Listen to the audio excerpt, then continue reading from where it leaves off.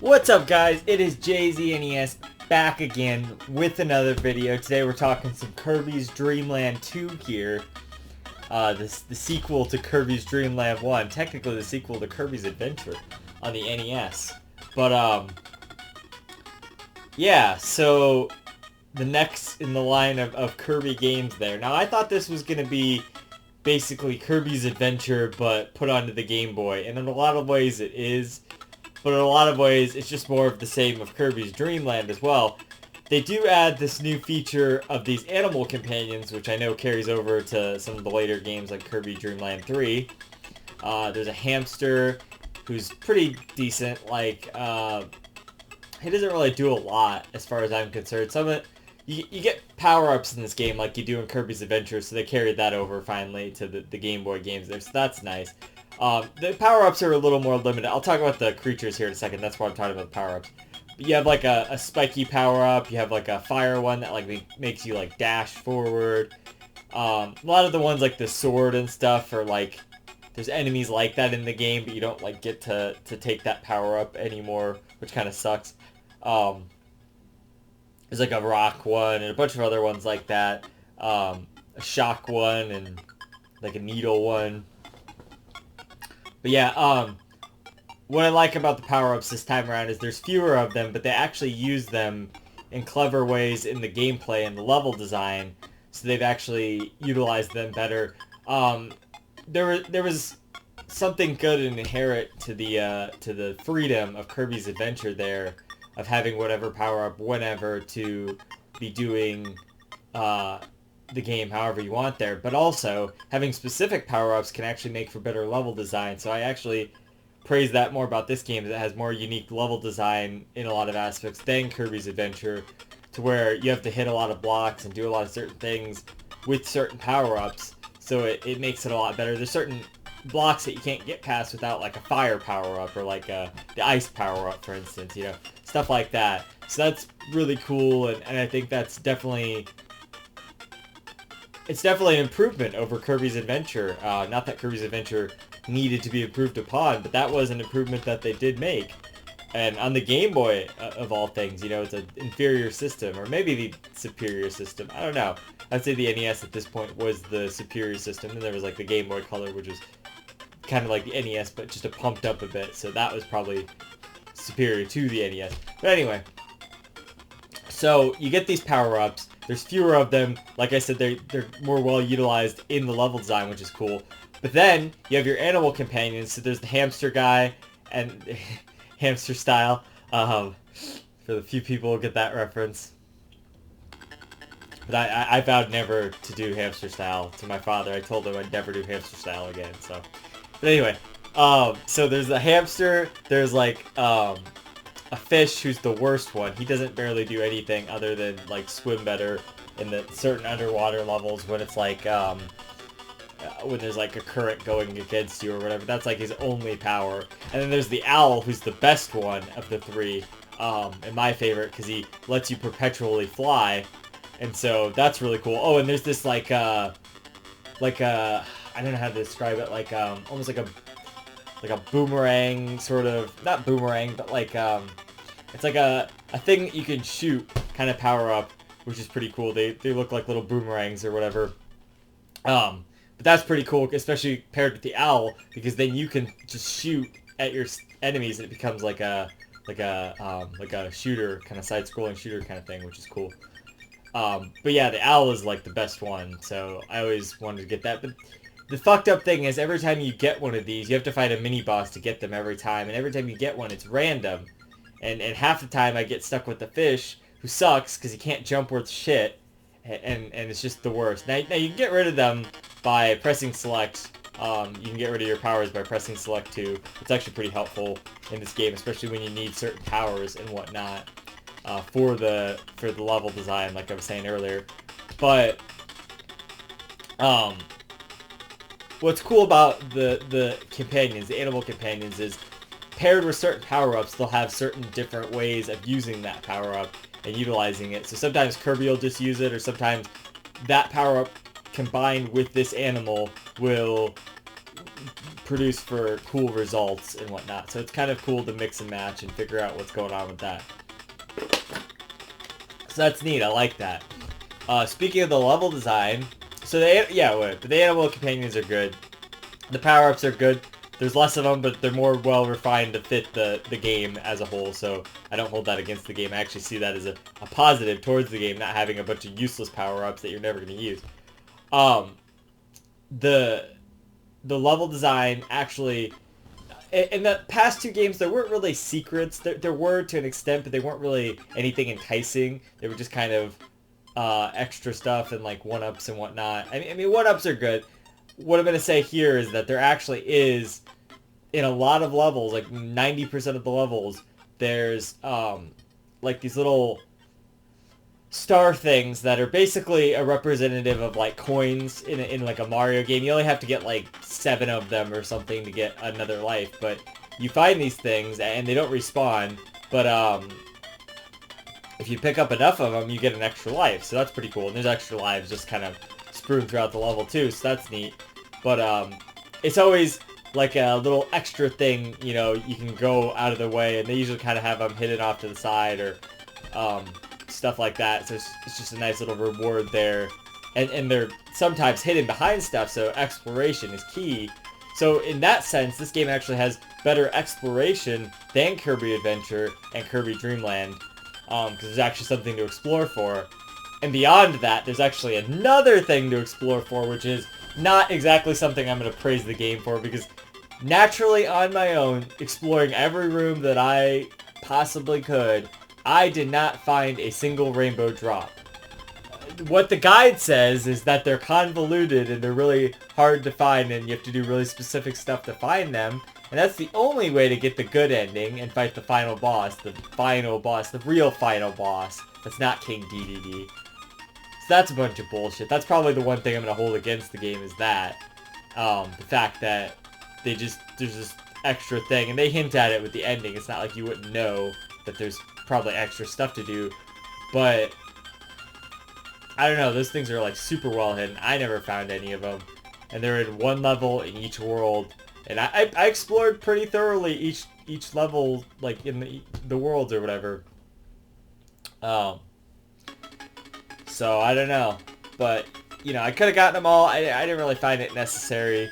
I saw what the final boss was like. It looked pretty cool, but I wasn't gonna go out of my way because the guide said that it was really tedious and like a bunch of bullshit to do, and I was fine with just getting the bad ending. That's okay. I just watched the other ending. It's all good. I beat the game still. It doesn't matter. I guess the other one little negative thing I'll say is after 3 times... Well, okay. Actually, that's probably a negative in general. After 3 times, these bosses are starting to get a little repetitive, because most of the bosses were just bosses from the last 2 games. They have the cloud guy and the tree guy. The tree's wearing a mask now. That's pretty relevant, like a little face mask or whatever. That's kind of funny. You know, playing this in 2021 or whatever. But yeah, there's a few other ones that they repeated from like the other games. I'm just like, really? We're doing these bosses again? And the reason I bring that up is because not only were those bosses super tedious, and also there's this little spiky guy that I don't think was in the other games.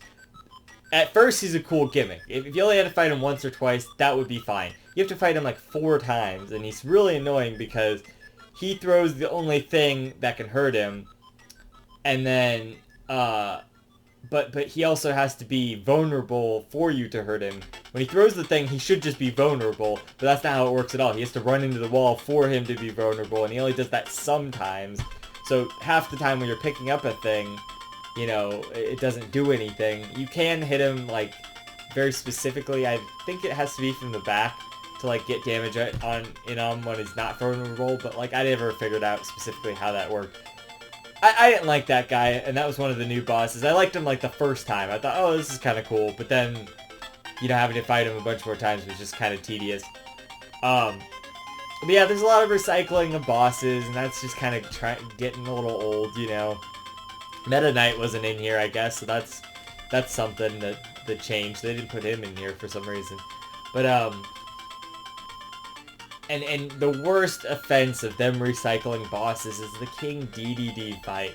God damn, that fight is tedious every fucking time I do it, and it's the same in every goddamn game. They gave him a little bit extra here. He has like an enraged mode where he does a little more for attacks and whatever, but it still sucks. He has so much life. He has 12, you have to do 12 hits on him. Sometimes you can cheese it and get 2 hits when he does the stomp attack, but that's only sometimes. And even then, you only have 6 pegs of health, so you have to really get good. And just, it's the 3rd time I'm fighting the same fucking final boss. You know, I played these games in succession, but it's been weeks since I played the other Kirby game before this, like Adventure or whatever, I'm pretty sure. It's been a few weeks. And it's still tedious. It's just like, why are we... I know King DDD has to be in the game or whatever, but can't we change up his patterns a little bit? I get there's something to tradition and formula, but like... Fucking give him some more shit to do or something, or lower his health for fuck's sake. I mean, it's just tedious as shit. Like, I don't want to keep fighting this guy and making it super tedious. And then him always being the final boss is also like, you know, the boss before the final boss, and then there's another boss. It's like, it's the same tradition this whole time. Can we just like do something a little different next time, you know? Like, hopefully that's in Dreamland 3, it's not just King DDD again with another final boss after, like, I don't know. I'm sure that'll be a thing for a while in these Kirby games. But that's the only other one little complaint I had, was that's getting a little old, is like just having to fight the same final boss again and again and again. It's just a little much. But everything else is pretty, like, I mean, I don't want to say it's fresh or anything, but they definitely did, like I said, do a little bit better design, level design and stuff, so that makes the levels more interesting. But it's still just the basic Kirby formula, which is fine. I mean, that's nice, breezy, easy gameplay. I played this all through in one session, and it was only a few hours long that I even spent on it. But yeah, so, you know, it's a good game overall. Graphically, it still looks nice. I don't know if it looks quite as nice as the NES version, and the colors on the Super Game Boy, or the Game Boy player, you know, the colors that they add to it there, since it is a black and white game because it's on the original Game Boy, are pretty nice. Apparently they're not accurate though, because as you can see there, the hamster, it does look like this. The fish in the game is like pink, and the owl, who's pink, is like gray or brown in the game, or whatever. So like that's not accurate, this cover here. So that's weird. I do like this cover though. It's pretty awesome, pretty cute there. It's cool. There's a little cartridge there. So yeah. But I do like the game overall. Yeah, visually it looks really nice for Game Boy. I do like the music a lot. I think that was pretty well done. There's a lot of tracks here, and there's a lot of really good ones, and each of the animals has their own theme. I like the owl theme a lot. There's a lot of like really good jams like this, you know, it's just like, I can jam to this, you know, this is good. I'm jamming out, yeah, a little bit there. So it's pretty, you know, it's good. I like the music. I think it's really solid. The Kirby games always have like super good music for the most part that I know. So yeah, so that's fun. I like the music. That's good stuff.